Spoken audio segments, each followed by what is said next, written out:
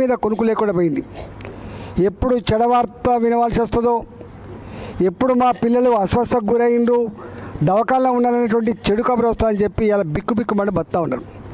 నేను ఒకటే అంటా ఉన్నా, రేవంత్ రెడ్డి గారు ఎన్నికల ముందు ఎన్ని హామీలు ఇచ్చిందంటే, అసలు చదువుకునే విద్యార్థులకు 5 లక్షల రూపాయలు కాటిస్తా అని చెప్పిండు.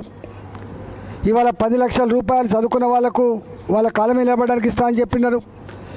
బీసీలకైతే 10,000 లోపున్న వాళ్లకు మాత్రమే అయితే ఇలా సంపూర్ణంగా ఫీ రీయింబర్స్మెంట్ వస్తుందో అదే పద్ధతిలో ఇవాళ బీసీలు అందరు కూడా ఇస్తా అని చెప్పిండు. ఎస్సీల కోసమేమో ఫీ రీయింబర్స్మెంట్ ఫుల్ ఉంటుంది, ఎస్టీల కోసమేమో ఫుల్ ఉంటుంది. కానీ బీసీలకు వచ్చేటప్పటికి 10,000 ర్యాంకు వచ్చేంత వరకే ఈ ఫీ రీయింబర్స్మెంట్ ఉంటుంది తప్ప ఫుల్ లేకపోతే లేదు. కాబట్టి ఆయన కామారెడ్డి బీసీ డిక్లరేషన్లో బీసీలకు కూడా ఎస్సీలాగా ఎస్టీలాగా ఫుల్ ఇస్తా అని చెప్పినటువంటి రేవంత్ రెడ్డి ఇవాళ కొండ నాలుకకు మందెత్తే ఉన్న నాలుక పోయినట్టుగా ఇవాళ ఆ ఫీజు దేవుడికి కానీ ఇవాళ ఈ ఫీజే రాక ఇబ్బంది పడుతూ ఉన్నారు. అనేక మంది పిల్లలు పై చదువులకు పోలేక అప్పుడప్పుడు మనసు బాధ కలిగి సూసైడ్ చేసుకున్న వాళ్ళు ఉన్నారు, అప్పుల పాలైన వాళ్ళు ఉన్నారు. నేను ఒకటే ఈ ప్రభుత్వాన్ని డిమాండ్ చేస్తున్నా, తక్షణమే ఏ విద్యార్థులైతే రేపటి భావి భారత పౌరులని మీరు చెప్తున్నారో, ఏ విద్యార్థుల రేపు మేధా సంపత్తితో ఈ రాష్ట్రం బాగుపడుతుందని చెప్పి మీరు భావిస్తున్నారో, ఇవాళ ఆ మేధాశక్తిని చంపే ప్రయత్నం చేస్తున్నారు, నిర్వీర్యం చేసే ప్రయత్నం చేస్తున్నారు.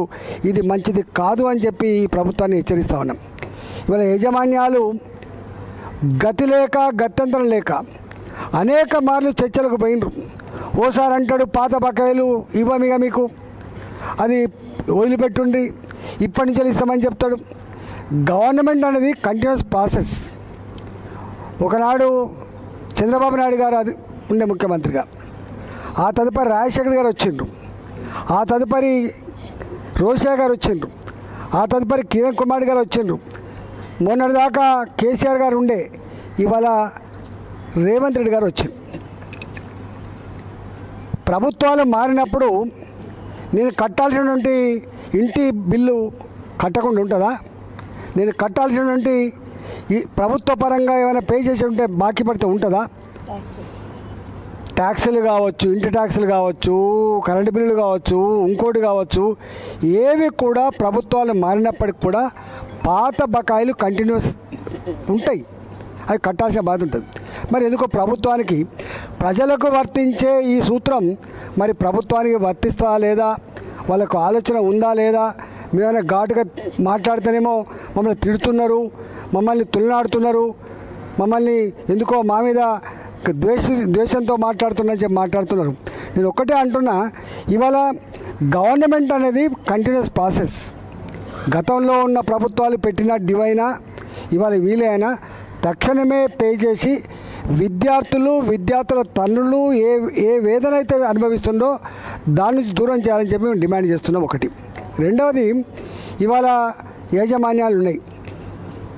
కేసీఆర్ వచ్చిన తర్వాత చాలా జూనియర్ కాలేజ్, మీరు ఎక్కడైనా మీకు ప్రెస్ వాళ్ళు మీకు తెలుస్తుంది, రాష్ట్ర వ్యాప్తంగా 100ల సంఖ్యలో జూనియర్ కాలేజెస్ మూతపడ్డాయి, 100ల సంఖ్యలో డిగ్రీ కాలేజీలు మూతపడ్డాయి, 100ల సంఖ్యలో ఇంజనీరింగ్ కాలేజీలు కూడా మూతపడ్డాయి.